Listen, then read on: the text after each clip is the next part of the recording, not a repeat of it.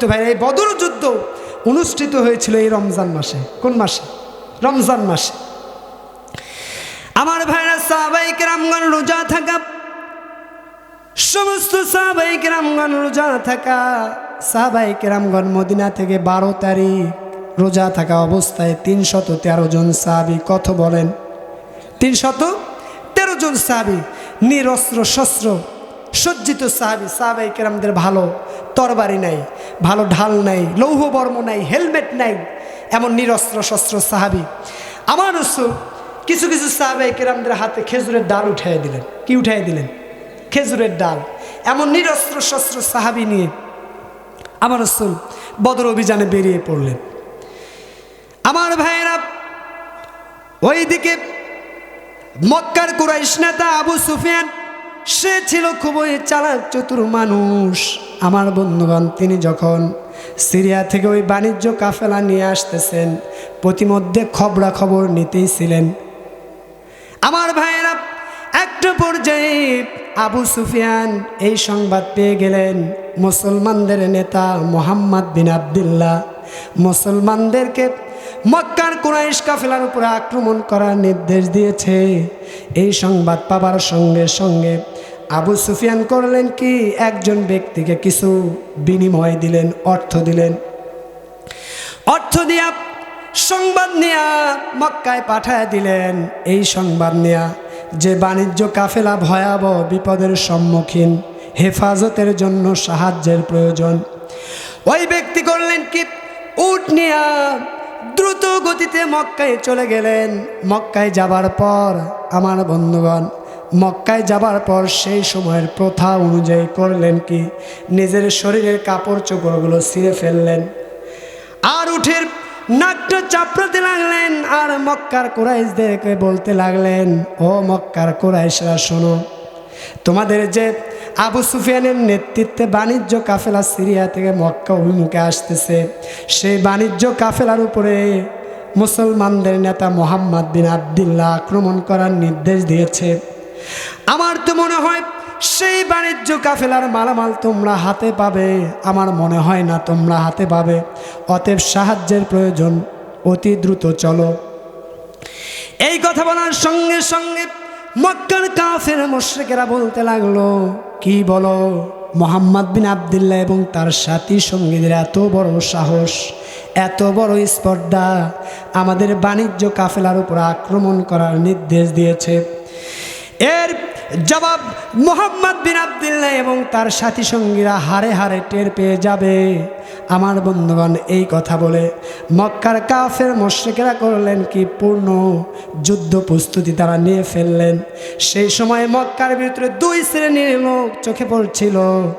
এক শ্রেণীর লোক আমার ভাইরা পূর্ণ যুদ্ধ প্রস্তুতি গ্রহণ করেছিল, আর এক শ্রেণীর লোক যারা যুদ্ধের ময়দানে যেতে পারবে না, তারা আরেকজনকে অর্থের বিনিময়ে ওই যুদ্ধের ময়দানে যাওয়ার জন্য বের করে দিয়েছিল।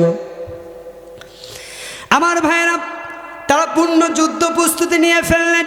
আশেপাশে যত গোত্র আছে তাদেরকেও সঙ্গে নিয়ে ফেললেন।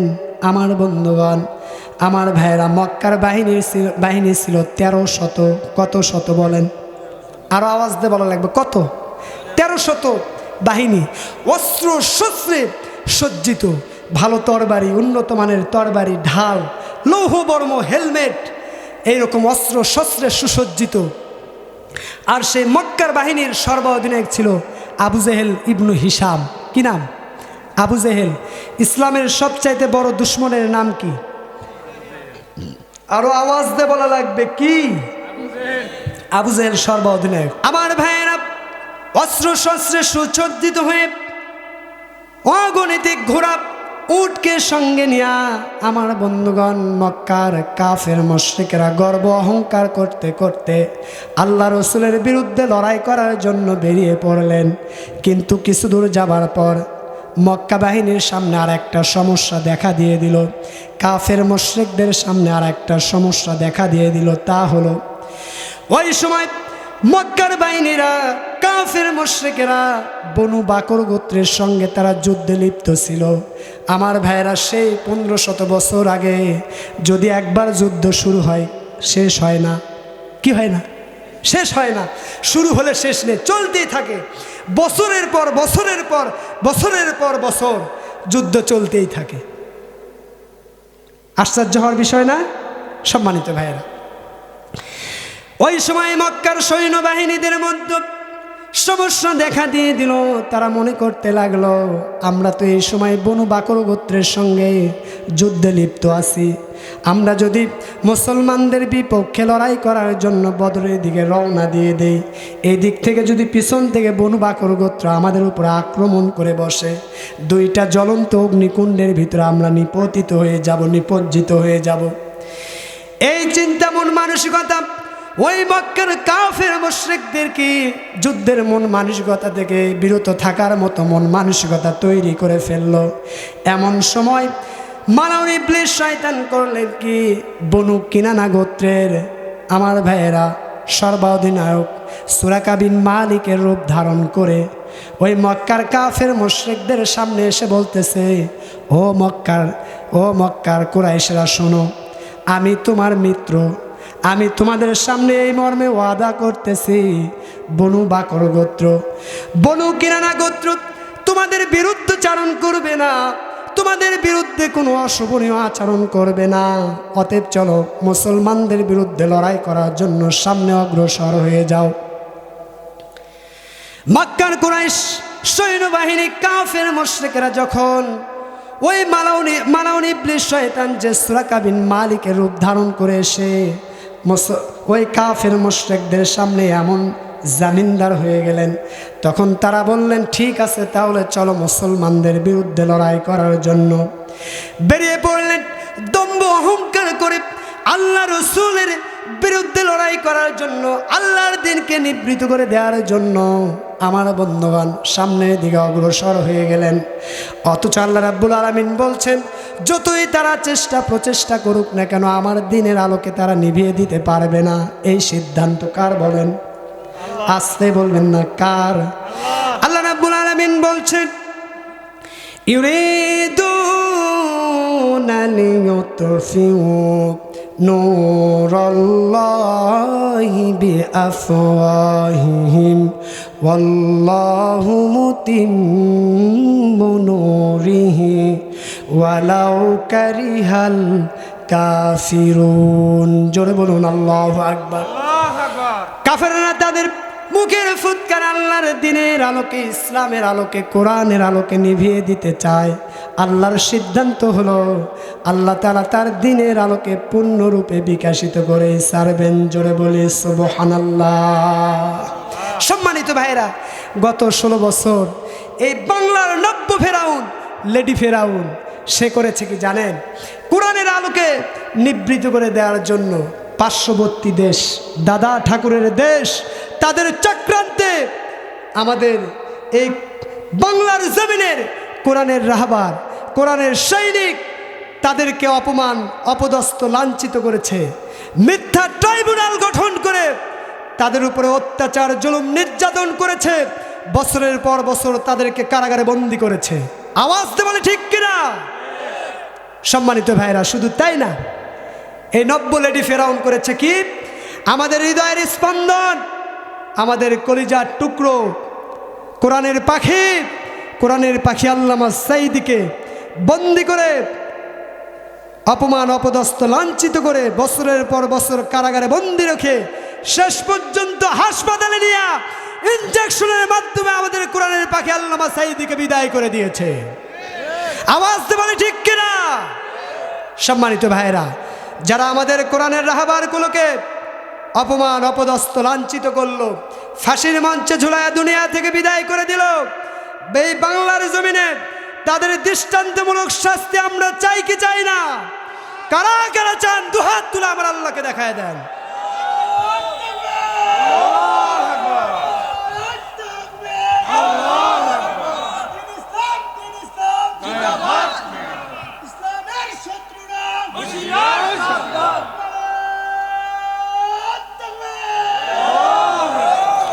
আল্লাহ তাআলা আমাদেরকে কবুল করুন, বলে আমিন। আরো জোরে বলে আল্লাহুম্মা আমিন। আলোচনা কি শেষ করে দেব নাকি? অনেক রাত তো হয়ে গেছে। চলবে? ঠিক আছে। আপনারা অনেক ভালো মানুষ, আপনাদের মন মানসিকতা অনেক ভালো, আল্লাহ কবুল করুন বলে আমিন। সম্মানিত ভাইরা, এবার মক্কা সৈন্যবাহিনী তারা করলেন কি, দম্ভ অহংকার করতে করতে আল্লাহ রসুলের বিরুদ্ধে লড়াই করার জন্য, আল্লাহর দিনকে নিবৃত করে দেওয়ার জন্য তারা চললেন বদর অভিমুখে। আমার ভাইয়েরা, ওইদিকে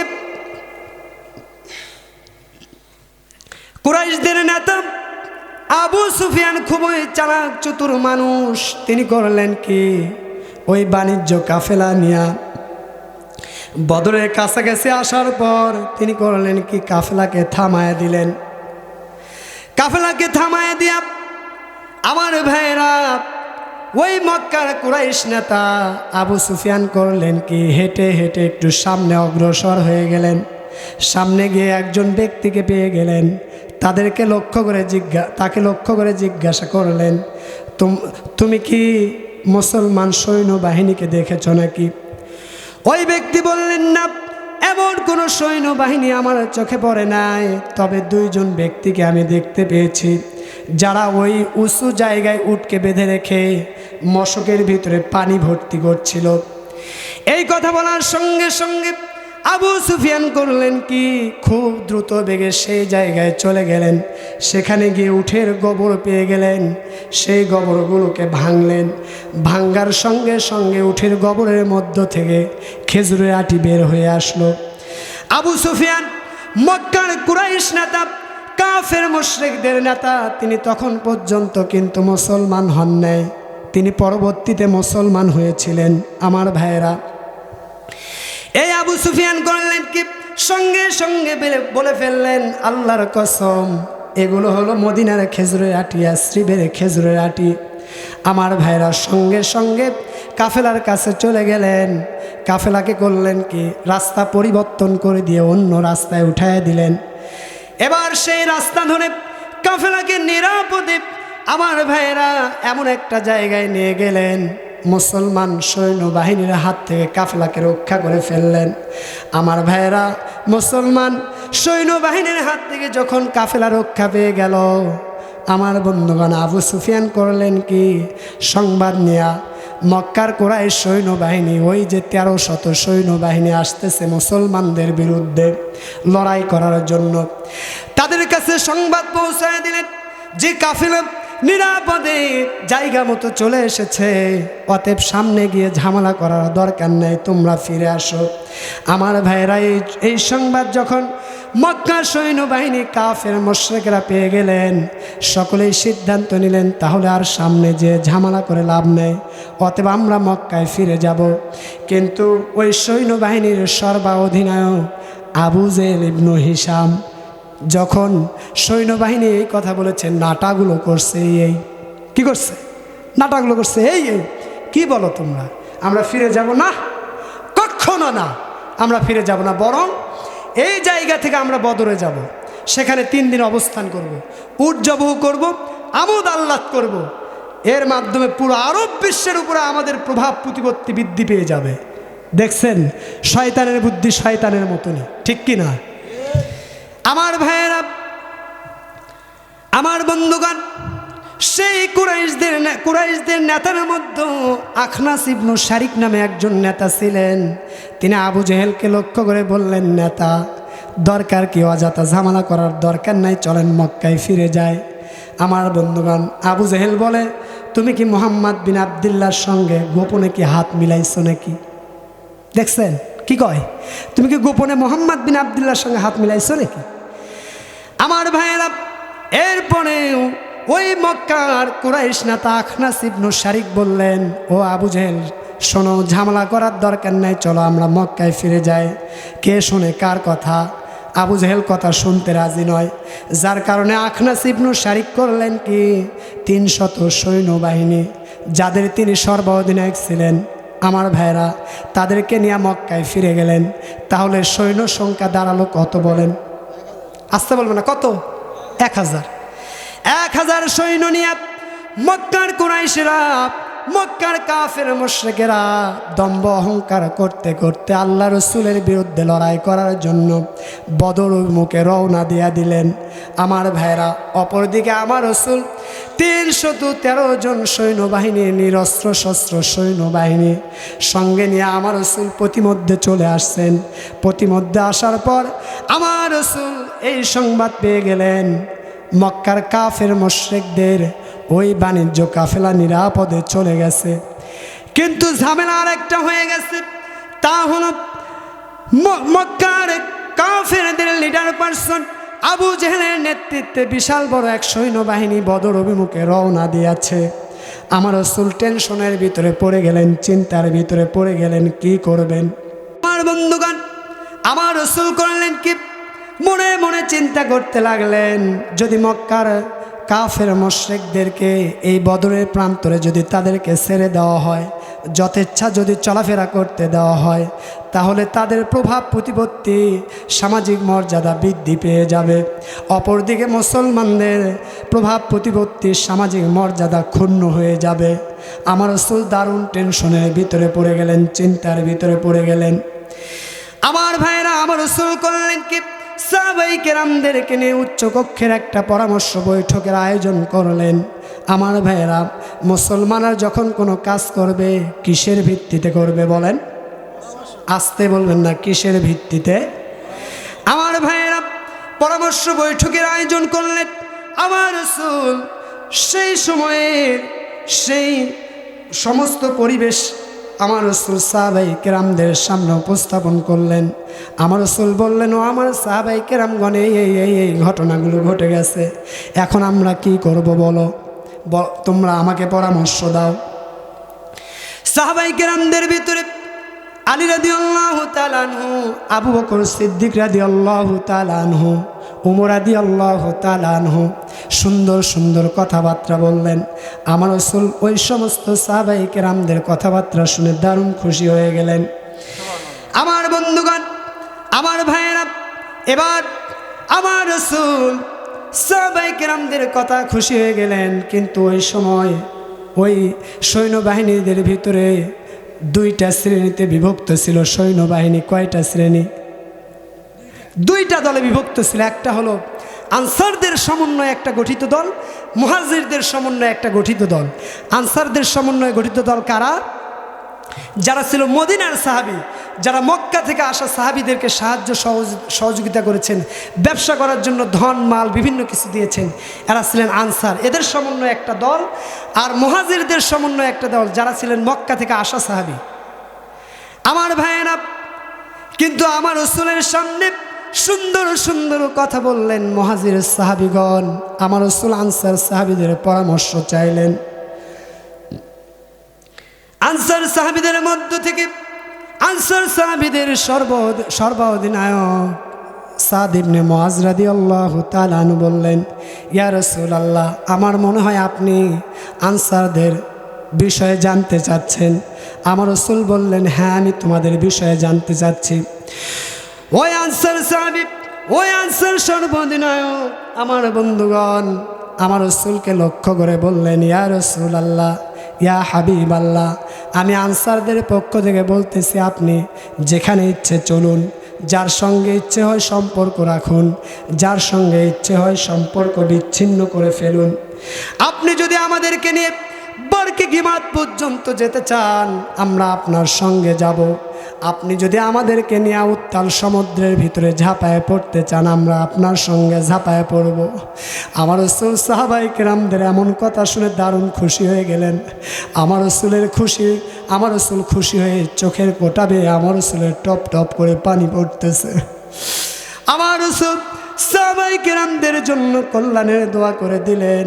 আমার রাসূল সাহাবায়ে কেরামদেরকে লক্ষ্য করে বললেন, ও আমার সাহাবায়ে কেরামগণ, চলো, আনন্দ চিত্তে চলো, আমি কাফের মুশরিকদের বদ্ধভূমি দেখতে পাচ্ছি, সবগুলোর মৃত্যু আমি দেখতে পাচ্ছি। জোরে বলি সুবহানাল্লাহ। সৈন্য সংখ্যা কত? 313 জন। আর কাফের মুশরিকদের কত? 1000। সৈন্যদের, মুসলিম সৈন্যদের কোনো অস্ত্র শস্ত্র নেই, আর কাফেরদের অস্ত্র শস্ত্রে সুসজ্জিত।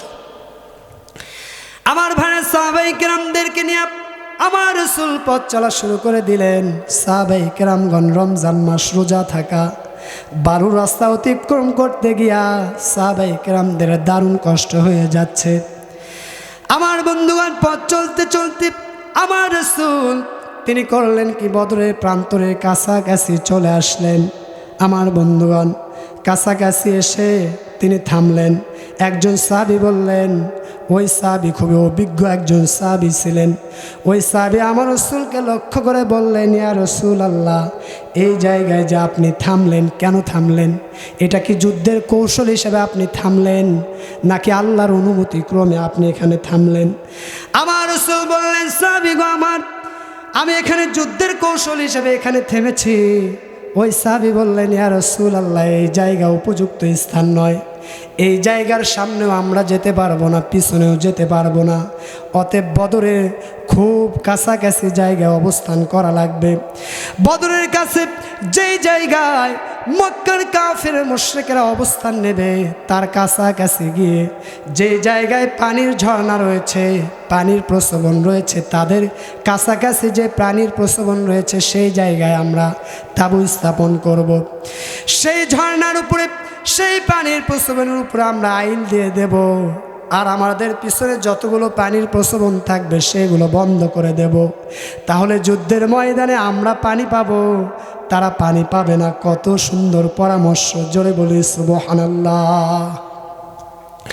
আমার রাসূল সাহাবীর কথা শুনে দারুণ খুশি হয়ে গেলেন। আমার রাসূল করলেন কি, সোজা চলে গেলেন। আমার বন্ধুগণ মক্কার কাফের মুশরিকরা যে জায়গায় অবস্থান নিয়েছে সেই জায়গার কাছাকাছি যে পানির প্রসবন রয়েছে সেই জায়গায় নামলেন। আমার বন্ধুগণ সেই জায়গা ছিল বালুকণা, বালুর মধ্যে সাহাবায়ে কেরামদের পাগুলো ডেবে যাচ্ছিল। সাহাবায়ে কেরামগণ পথ চলতে পারছিল না, কারণ রোজা থাকা। আমার বন্ধুগণ সাহাবায়ে কেরামগণ আমার রাসূলকে লক্ষ্য করে বললেন, ইয়া রাসূলুল্লাহ, আল্লাহর কাছে একটু বরকতের পানির জন্য দোয়া করে দেন, রহমতের পানির জন্য দোয়া করে দেন।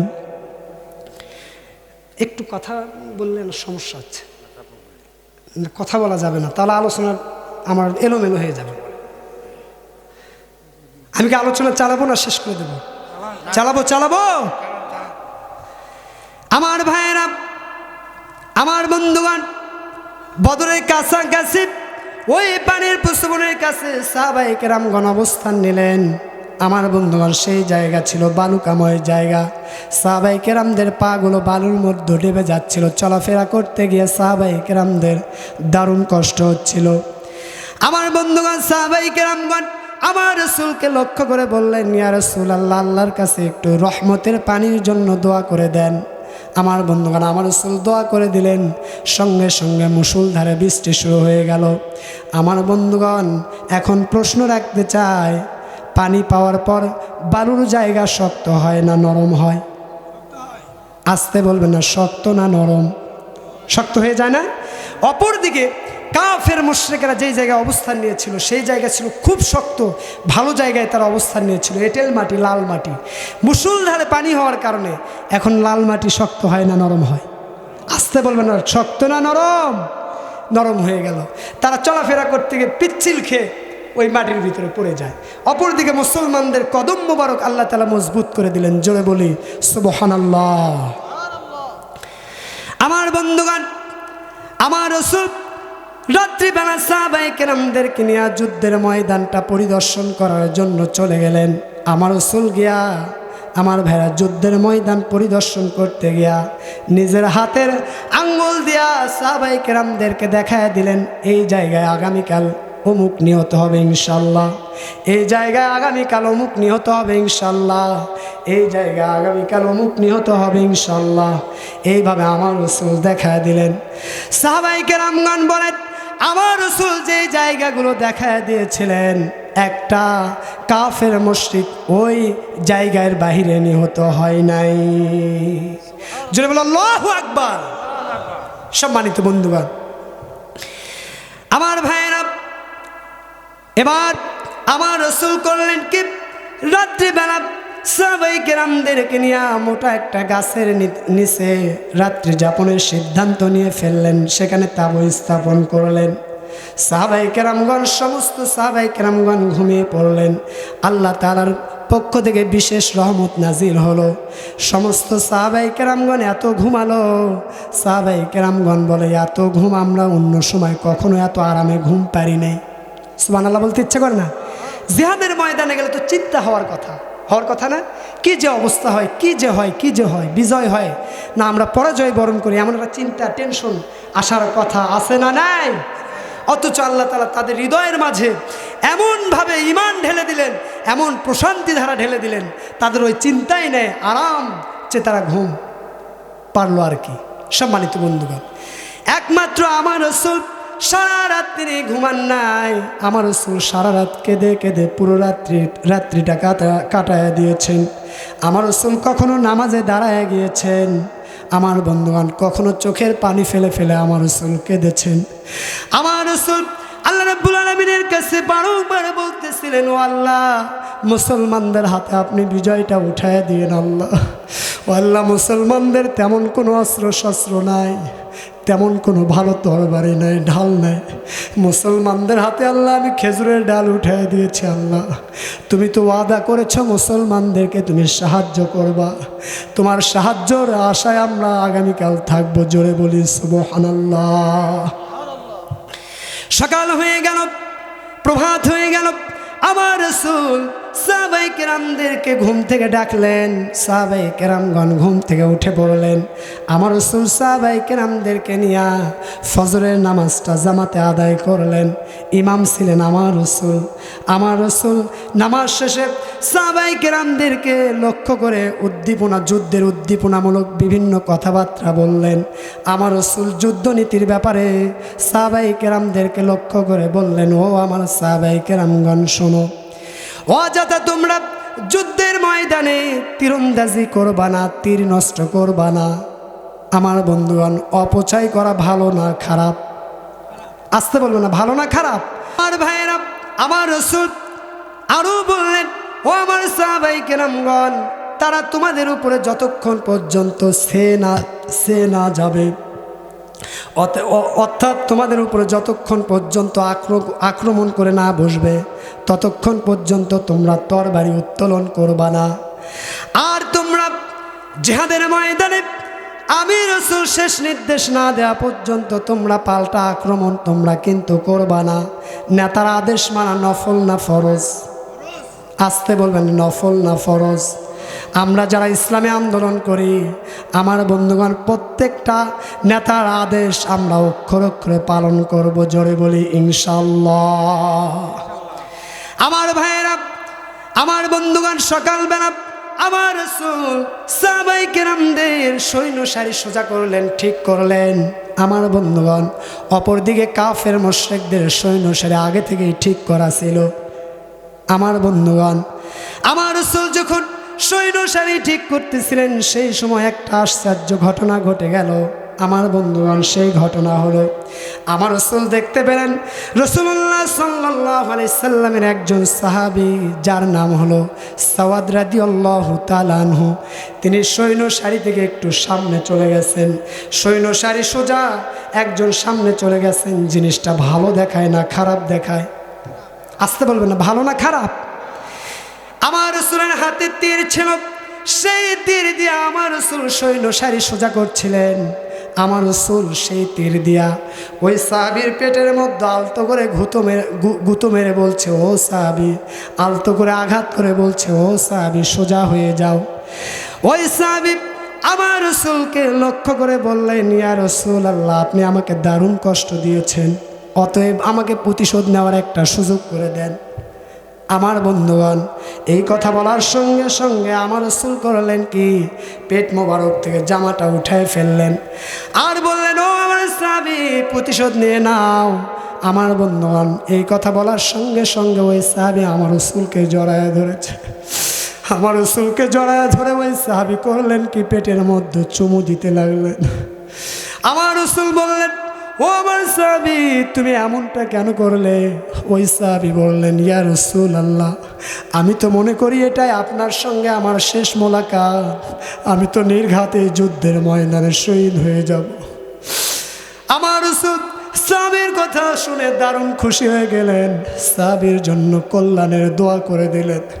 আমার ভাইয়েরা, আমার বন্ধুগণ, আমার ভাইয়েরা, এবার আমার রাসূল যুদ্ধের সৈন্য সারি সোজা করা শেষ হয়ে গেল। আমার রাসূল তার সাহাবী পরম বন্ধু আবু বকর সিদ্দিক রাদিয়াল্লাহু তাআলা আনহুকে নিয়ে তিনি তাঁবুর মধ্যে চলে গেলেন। সেই জিহাদের ময়দানে সাহাবায়ে কেরামগণ আমার রাসূলের জন্য উঁচু একটা জায়গার উপরে তাঁবু স্থাপন করেছিলেন। কেন এই উঁচু জায়গার উপরে তাঁবু স্থাপন করেছিলেন? কারণ আমার রাসূল সেই বদর যুদ্ধে তিনি স্বয়ং সেনাপতির দায়িত্ব পালন করেছিলেন। আমার রাসূল যেন ওই তাঁবু থেকে পুরো যুদ্ধের ময়দান তার দৃষ্টিগোচর হয়, এই জন্য। আর আমার রাসূল ওই তাঁবু থেকে যেন সৈন্যগুলো পরিচালনা করতে পারে, এই জন্য ওই জিহাদের ময়দানে উঁচু স্থানে আমার রাসূলের জন্য তাঁবু স্থাপন করা হয়েছিল। আমার রাসূল তার সাহাবী আবু বকর সিদ্দিক রাদিয়াল্লাহু তাআলা আনহুকে সঙ্গে নিয়ে সেই তাঁবুর মধ্যে চলে গেলেন। তাঁবুর উপরে কয়েকজন সাহাবী দাঁড়ায় গেলেন আমার রাসূলের নিরাপত্তার জন্য। আমার বন্ধুগণ, এই দিক যুদ্ধ শুরু হয়ে গেল। কাফের মুশরিকদের পক্ষ থেকে একজন হঠকারী, দুষ্কৃতিকারী, দুশ্চরিত্রের অধিকারী ব্যক্তি আসওয়াদ মাখজুমি নামে একজন ব্যক্তি, সে কাফের মুশরিকদের সৈন্যদের মধ্য থেকে বেরিয়ে বললেন, আজকে আমি মুসলমানদের হাউজের পানি পান করব। ওই যে বললাম না, মুসলমানরা হাউজের পানির উপরে আইল দিয়ে রেখেছিল, তারা পানি পাচ্ছে না যুদ্ধের ময়দানে, যার কারণে সে বের হয়ে বলল, মুসলমানের এত স্পর্ধা, এত বড় সাহস, পানির হাউজ আজকে ভেঙে ফেলবো, নয় আমি মৃত্যুবরণ করব। এই কথা বলে ওই কাফের, ওই হঠকারী, দুষ্কৃতিকারী, দুশ্চরিত্রের অধিকারী ওই ব্যক্তি করলেন কি, পানির হাউজের দিকে ছুটে গেলেন। এই দিক থেকে রাসূলুল্লাহ সাল্লাল্লাহু আলাইহি সাল্লামের মহাবীর সাহাবী চাচা হামজা রাদিয়াল্লাহু তাআলা আনহু তিনি বেরিয়ে পড়লেন তরবারি নিয়ে। আমার ভাইরা, ওই পানির হাউজের সম্মুখে তাদের দেখা হয়ে গেল। ওই কাফের করলেন কি, রাসূলুল্লাহ সাল্লাল্লাহু আলাইহি সাল্লামের চাচা হামজা রাদিয়াল্লাহু তাআলা আনহুর উপরে তরবারি দিয়ে আঘাত করলেন। আমার বন্ধুগণ, সঙ্গে সঙ্গে রাসূলুল্লাহ সাল্লাল্লাহু আলাইহি সাল্লামের মহাবীর সাহাবী হামজা রাদিয়াল্লাহু তাআলা আনহু করলেন কি, পাল্টা আক্রমণ করলেন। পাল্টা আক্রমণে ওই দুষ্কৃতিকারী ওই কাফেরের পদনালী পাটা অর্ধেক কেটে জমিনে আলাদা হয়ে গেল। জোরে বলি আল্লাহু আকবার, আর জোরে বলি আল্লাহু আকবার। আমার ভাইয়েরা, যখন পদনালী কেটে গেছে, ওই পদনালী কেটে যাওয়ার সঙ্গে সঙ্গে পা থেকে ফিঙ্কি দিয়ে রক্ত তার সাথী সঙ্গীদের দিকে যেতে লাগলো।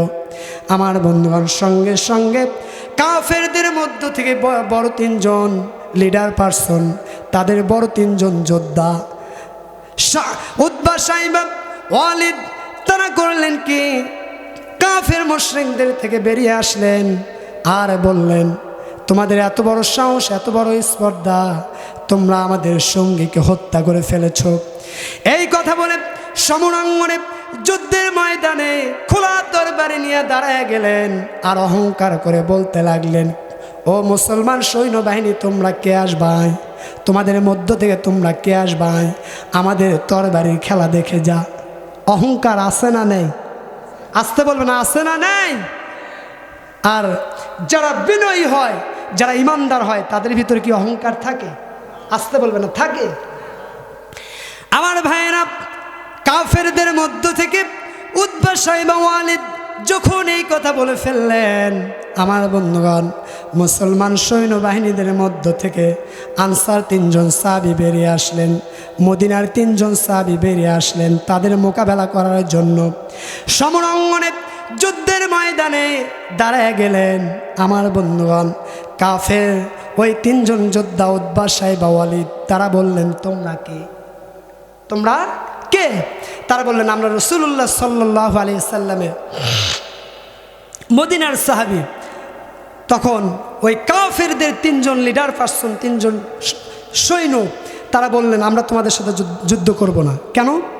তোমরা তো চাষা, তোমাদের সঙ্গে যুদ্ধ করা আমরা নিজেদেরকে অসম্মান, আমাদের নিজেদের অসম্মান মনে হয়, অতএব আমরা তোমাদের সাথে যুদ্ধ করব না।